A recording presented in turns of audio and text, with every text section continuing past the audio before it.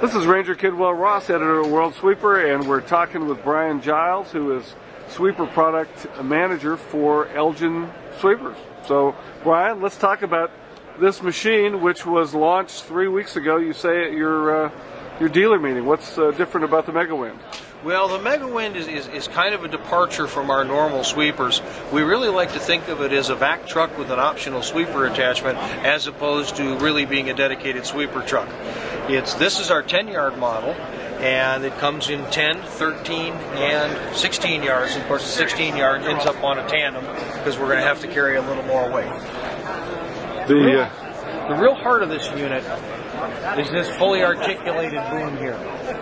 And what this is all about is making sure that the user can get this very powerful hose to the work site without wrestling the hose or being concerned about where the truck is parked. Our tagline on this is bring the hose to the work, not the truck to the work. So this hose actually has almost 270 degrees of travel around the truck, because the boom has about 180 and the hose will protrude on past the boom. So that's a lot of flexibility that offers. Absolutely right. It's all controlled on this particular one. This is, of course, the wired remote as opposed to the wireless.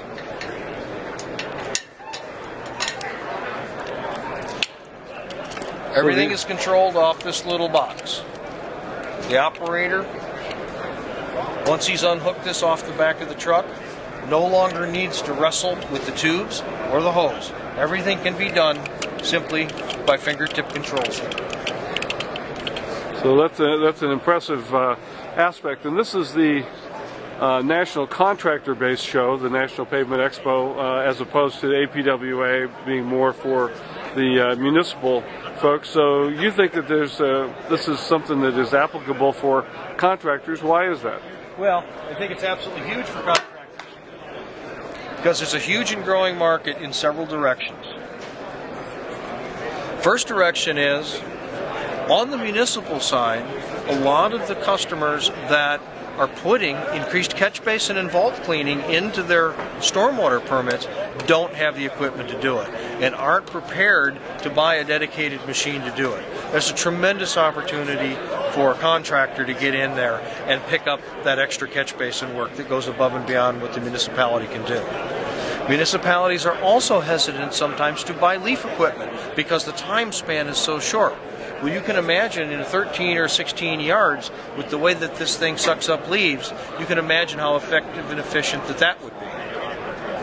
Now, let's take it out of the city street spin, where there's, I think, an opportunity, but let's look at another opportunity.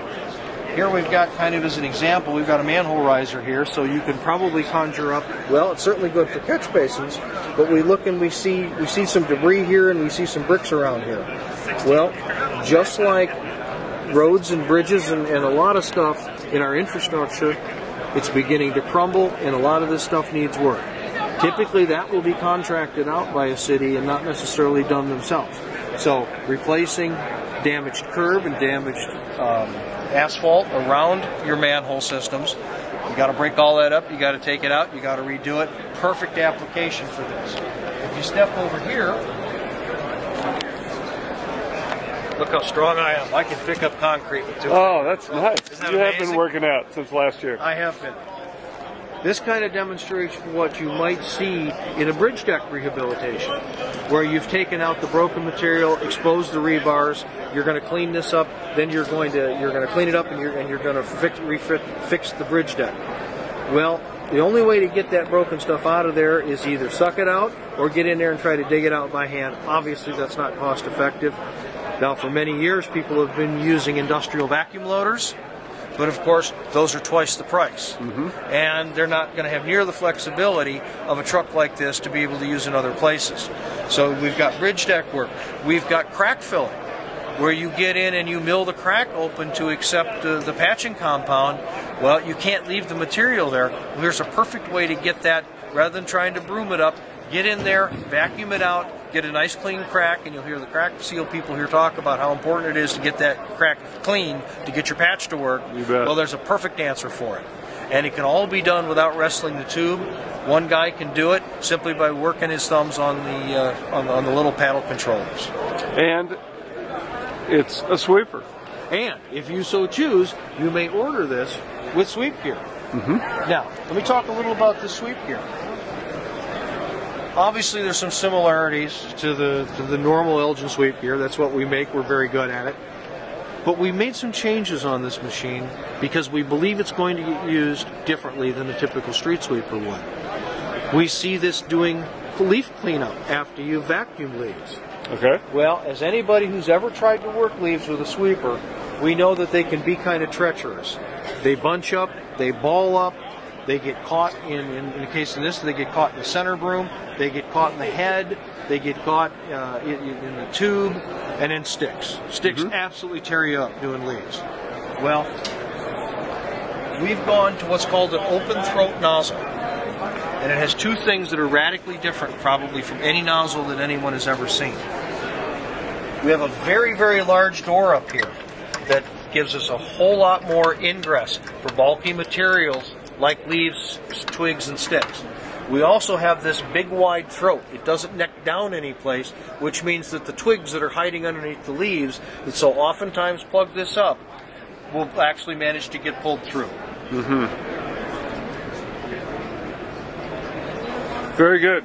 The center broom will have an attachment that actually can flip up the deflector shield to allow it to aggressively eat leaves rather than plow leaves and sticks. So it's really tailored at not necessarily classical street sweeping, it's really tailored at that kind of debris cleanup that's going to go along with the use of the hose. Okay, and what kind of engine do we have? What kind of chassis mounting can we? Okay, well, this this particular one is mounted on the UD 3300. That's kind of the standard mounting for the 10-yard. As we get into the 13-yard and the 16-yard, we'll go to some other style chassis. So far, we've built the 13-yard on a GMC, and I believe we actually have an international coming in that we're building on right now.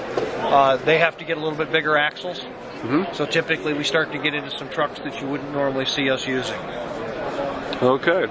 Is there anything else we should talk about this other than where we can see it? I'm sure it's on your website. It is absolutely on the website.